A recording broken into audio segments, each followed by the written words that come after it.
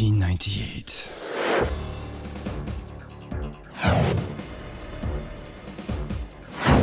After some time off from the House of the Dead, I decided to finally cover the third game. The House of the Dead 3 is, however, sadly, even more disappointing than the House of the Dead 2, which shocked me as the improvements to the graphics and art style made me think they were finally getting into a good groove.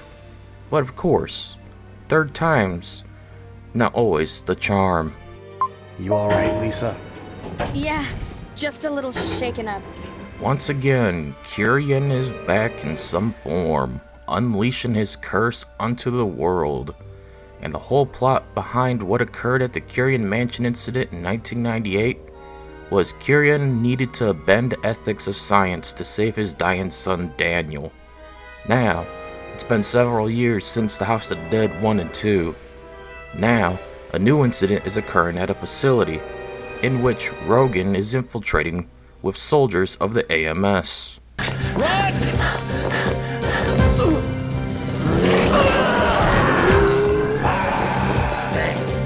Let's do it. Yes, sir. Things go poorly, probably because Agent G wasn't there to back him up. Now Agent G and Rogan's daughter Lisa must team up to find Rogan and stop yet another zombie outbreak. It's been 2 weeks since we lost contact with Rogan. Can't wait any longer. You ready, Lisa? I promised Mom that I'd bring him home. Let's go, G. One major difference from past games is your weapon is now on screen at all times. But it's no longer a handgun. Nope. Now you're using a shotgun, which of course a zombie game isn't complete without a shotgun.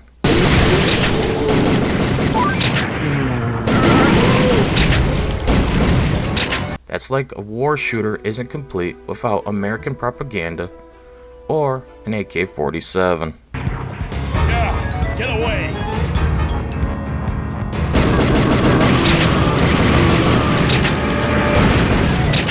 But sadly, the shotgun is literally a reskin of the handgun in terms of capacity and power. You're still pumping zombies full of lead, even with their heads missing, they'll still get up and attack you.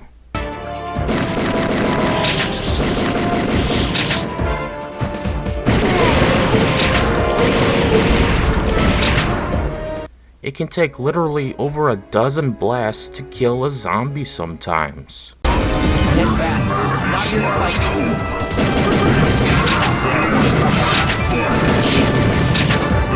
Why? Won't.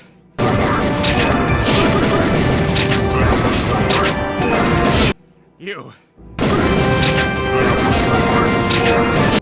Die! They also made sure to keep choosing different paths. But here, it's still the same no matter what. You just pick a different detour to your final destination. You're always going to face the same boss throughout each chapter and fight the same exact zombies.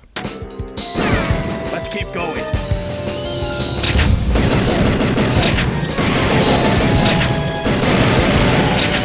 The only thing that's different is like a 10 to 20 second different pathway taken. It doesn't feel special or necessary to even be here. Like I'm still getting chased by the zombie security boss throughout the whole first chapter. G, above you! Well, certainly is persistent.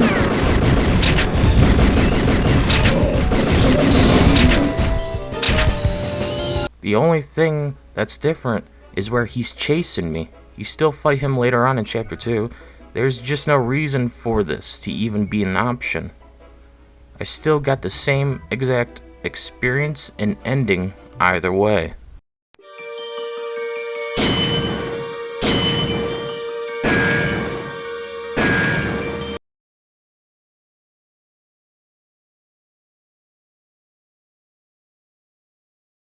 Ass! But hey, you may be wondering, did they finally balance out the game?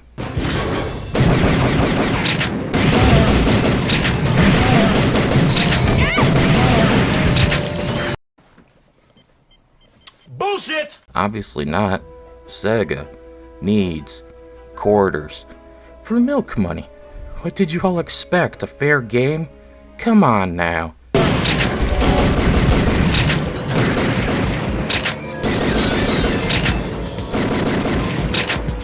This is the arcade we're talking about here.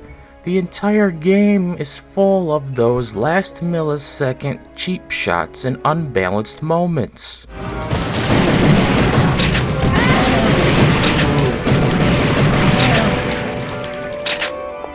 You can shoot a zombie, but they can still attack and hit you playing as they still. Even if they're missing their motherfucking heads. Oh, but of course, since you have a partner now, even though they do nothing unless a second player is activated, so of course you got moments like these. Hey, touch me there. What the fuck? Lisa, back me up.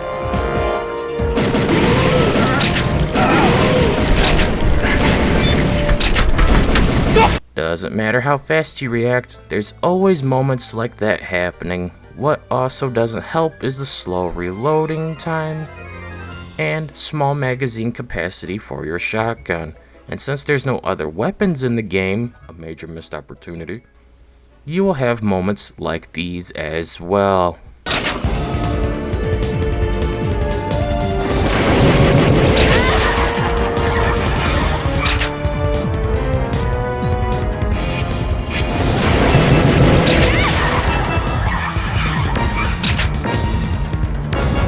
Well, that was a load of shit. Nothing you can do about it.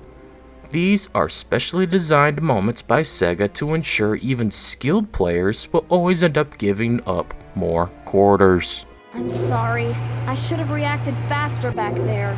Not surprisingly, all the bosses are rehashes of previous ones. Sega was creatively bankrupt for sure at this point. Heck, even Virtua Cop 2 proved they didn't have much left to offer after the first game. So here, it's no different. Every single boss is basically someone from 1 and 2 reskinned. Maybe someone's trying to continue his legacy. The security guard zombie is the chainsaw guy from the Coliseum in 2. The plant is the worm from 2, and the sloth is... well, I don't quite know. I just don't care for the stupid sloth. I mean, it's a fucking sloth. What a pitiful boss in a zombie game. Should have been a giant crocodile. Or a great white shark. Hell, I'll even take a venomous snake from Resident Evil 1. Sega really needed to hire someone new for their design team. He always says the same thing over and over. I'm sick of it.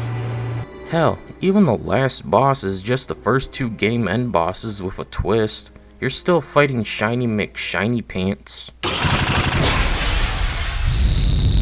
Shing, sparkle, sparkle. The final boss, of course, is the worst offender when it comes to balance or their lack of. Just like in 1 and 2, the final boss here was designed to milk quarters. Yet here, he's more of a pain because of his attacks. I mean, you try shooting all these balls of lightning before it's too late.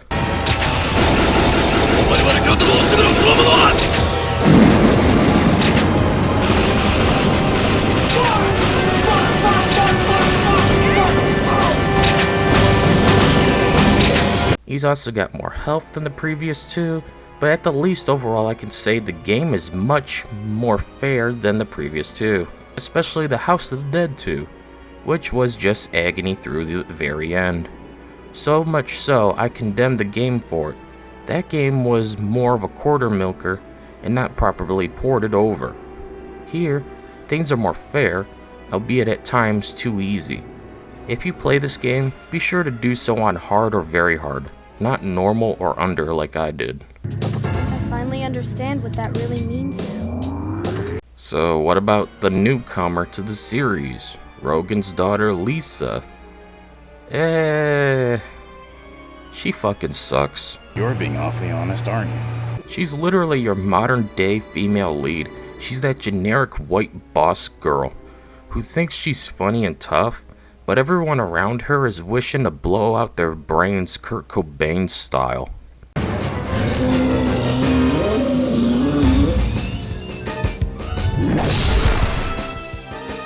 When a lady says no, she means it. That's a good one.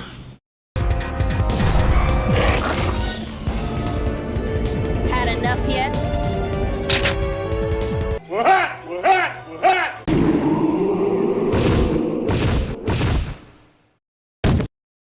I never was any good at gardening.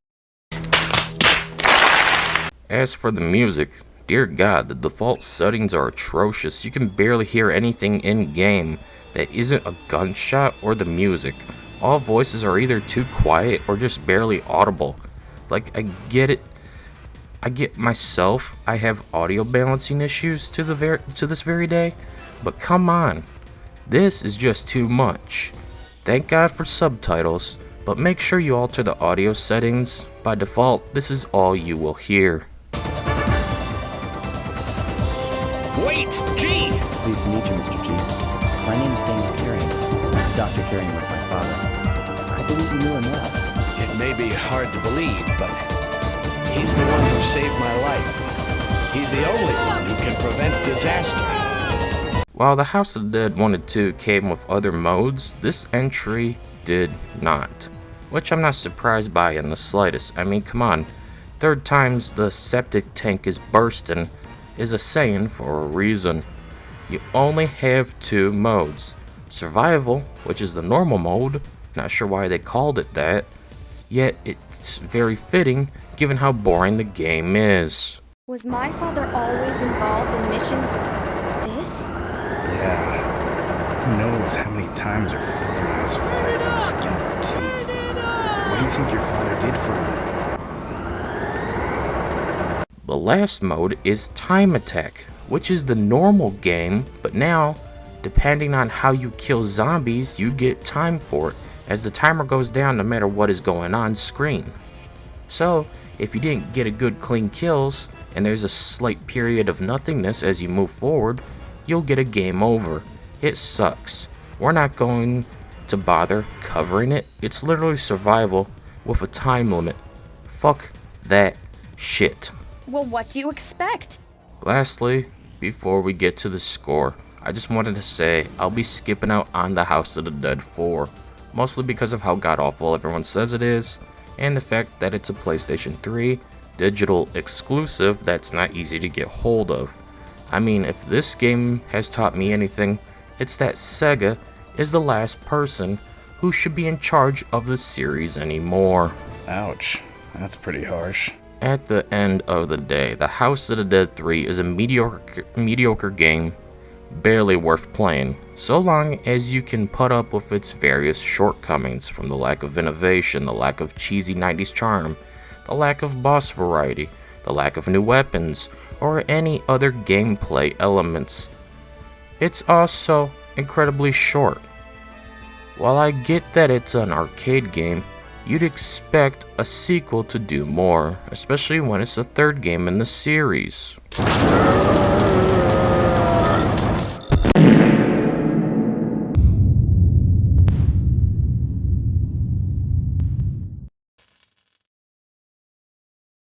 I'm no longer bound by the past. I begin walking toward the future. Hey, let's go! They're waiting for us. But still, it's doable. And while I'll be skipping on the fourth game since it's a PlayStation 3 digital exclusive, plus G-Man said it sucked, so I don't need to play it. Instead, eventually, I'll cover what many consider the best of all, even though it's a spin-off. That being the House of the Dead Overkill. No, you can fucking not! Shoot the motherfucker! Don't you do tact? That's what I am going to fucking do. You know, Shut the fuck up and shoot! Shit! happy now, fuckwit. You fucking bastards! You killed my brother! You're his sister? You're his sister? Well, this is gonna be a tough one, kids. Anyways, that's it for this video. See you all later.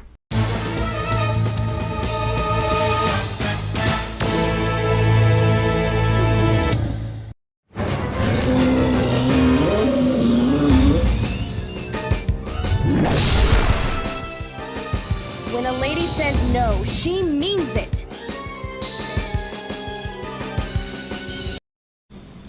That's a good one.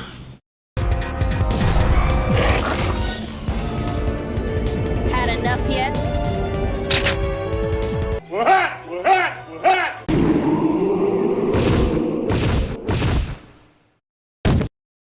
I never was any good at gardening.